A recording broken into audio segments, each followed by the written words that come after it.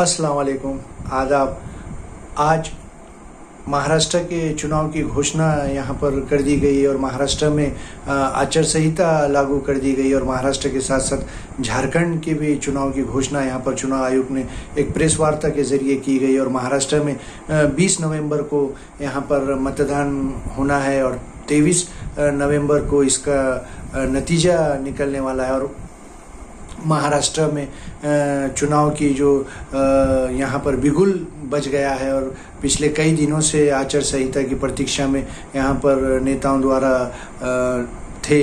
आज इसकी घोषणा की गई है और इसके साथ ही साथ नांदेड़ लोकसभा का जो चुनाव है जिसकी सीट यहाँ पर रिक्त हुई है और स्वर्गीय वसंत चौहान के निधन के बाद लोकसभा का चुनाव भी यहाँ पर होने वाला था और उसके भी घोषणा यहाँ पर चुनाव आयोग द्वारा कर दी गई है। और नांदेड़ लोकसभा का चुनाव भी 20 नवंबर को विधानसभा चुनाव के साथ साथ होने जा रहा है और इसका भी नतीजा 23 नवंबर को होने जा रहा है। और महाराष्ट्र का एट ए टाइम एक ही समय में पूरे महाराष्ट्र का चुनाव यहाँ पर होने जा रहा है। ये बात यहाँ पर विशेष तौर पर हम आपको बताना चाहिए। और महाराष्ट्र में जहाँ एक और महायुति है तो दूसरी ओर महाविकास आघाड़ी है। महायुति में एक बड़ा दल भाजपा है और राष्ट्रवादी कांग्रेस पार्टी, अजित पवार गट और शिवसेना शिंदे गट, ये तीन पार्टियां एक जगह आकर यहाँ पर चुनाव लड़ने वाले हैं और महायुति के तौर पर चुनाव लड़ने वाले हैं। और महायुति ने जो पिछले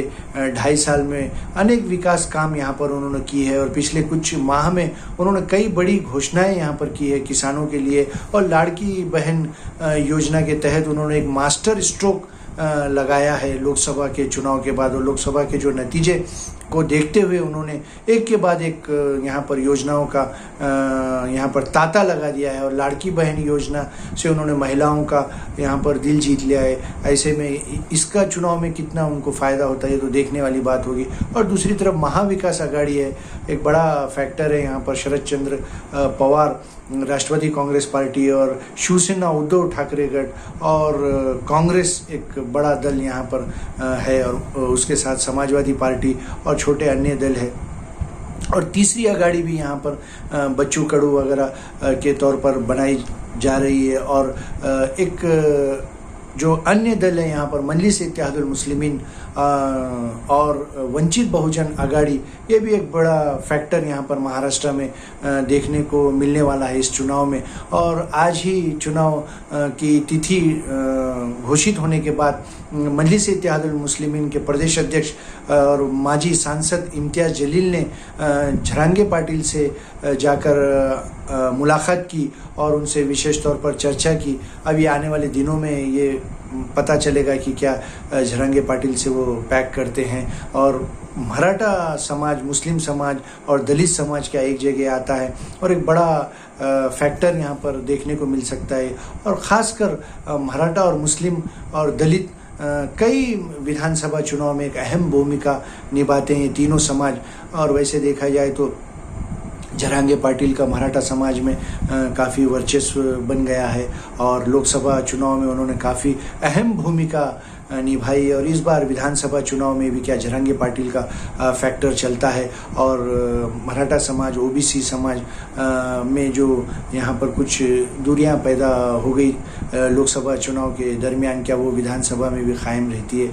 और हम यहाँ पर बात करने जा रहे हैं कि महाराष्ट्र चुनाव एक अहम चुनाव माना जाता है और देश के तीसरा बड़ा प्रदेश माना जाता है उत्तर प्रदेश के बाद। और 288 सीट महाराष्ट्र की आती है और इसके साथ साथ झारखंड के भी चुनाव की तिथि यहाँ पर डिक्लेयर हो गई है। और आज से महाराष्ट्र में आचार संहिता लागू हो गया और सभी राजनीतिक पार्टी के दल अपने अपने तौर पर तैयारियां शुरू कर दी। और ऐसे में कई नेता एक दूसरे पार्टियों में प्रवेश कर रहे हैं टिकट के लिए और अभी 1-2 दिन में सभी पार्टियों का पिक्चर यहाँ पर क्लियर हो जाएगा और किसको कहाँ से टिकट मिलेगा, कौन सी पार्टी से टिकट मिलेगा और किसकी कहाँ पर पैक्ट हो गया, ये सब 1-2-4 दिन में यहाँ पर क्लियर हो जाएगा। क्योंकि 20 अक्टूबर से जो फॉर्म भरने की तिथि है वो शुरू हो जाएगी और महाराष्ट्र में चुनाव का बिगुल बज चुका है। और ऐसे में एक अहम चुनाव यहाँ पर देश के महाराष्ट्र प्रदेश, जिसकी आर्थिक राजधानी मुंबई है और एक विशेष महत्व देश में महाराष्ट्र का एक अलग स्थान है यहाँ पर। और सभी बड़े बड़े दिग्गज नेताओं का तांता महाराष्ट्र के चुनाव में लगने वाला है और चुनाव प्रचार में स्टार प्रचारकों का यहाँ पर दौरे शुरू होंगे। चलिए फिर एक नए मुद्दे के साथ, अल्लाह हाफिज़।